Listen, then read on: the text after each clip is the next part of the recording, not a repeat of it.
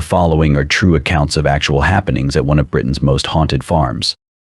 The place is a remote farmhouse in Wales called Hywel Ffannog Farm, and has had more exorcisms than any other home in British history so far. It started in 1989, when a young couple moved to what they thought was their dream home, a rural idyll to raise their family in. The couple, an artist from England and his Welsh wife, who was pregnant with their first child, moved into the old stone property which had been converted from an even older barn. The whole ordeal lasted 7 years, with strange activity starting to creep into the couple's life.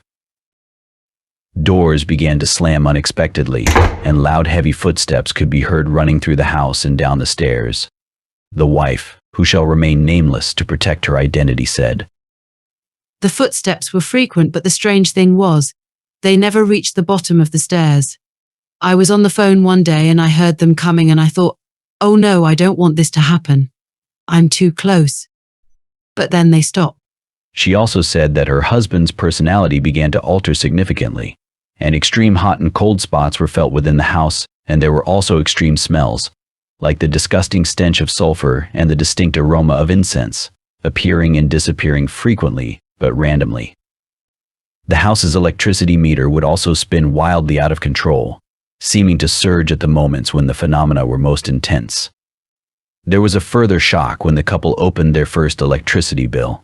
It was £750 for just 3 months, the equivalent of almost $2,000 in today's money. An official letter from the electricity supplier could not explain why so much power was being used in the house, or why it happened in such intense bursts. The couple also had to face the mysterious deaths of the animals in their life, horrifying apparitions, and even an apparent possession. There were also physical injuries to people in the house and a series of intense exorcisms. The wife also said, "I thought perhaps when this sort of thing happens you get a priest. So I went to Brecon Cathedral and said there's something a bit odd here, and a priest eventually came to visit the house. He walked around speaking Latin and put holy water here and there and said, 'There you are, that's okay now.' And it did go away for a bit. But then it came back even stronger. We had exorcism after exorcism. It was 7 years of pure terror, like plunging into a bath of icy fear. We were about half a mile from our nearest neighbor. Literally nobody could hear you scream."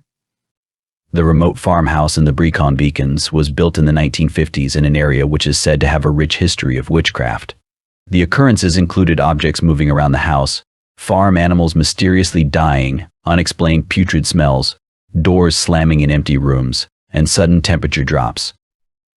The family also reported hearing banging and thumping all over the house, as well as what they described as loud snoring.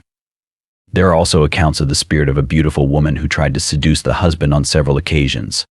With so much negative activity taking place in the house over a period of 7 years, you might be wondering why the family didn't simply move out.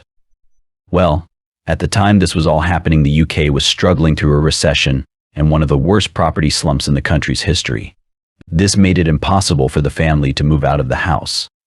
They had no other option than to stay and try to deal with it.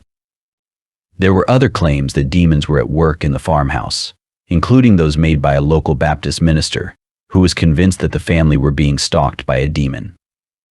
One ghostly figure was described as an old woman, who would watch the children play. And another one often seen was a hooded figure with no face.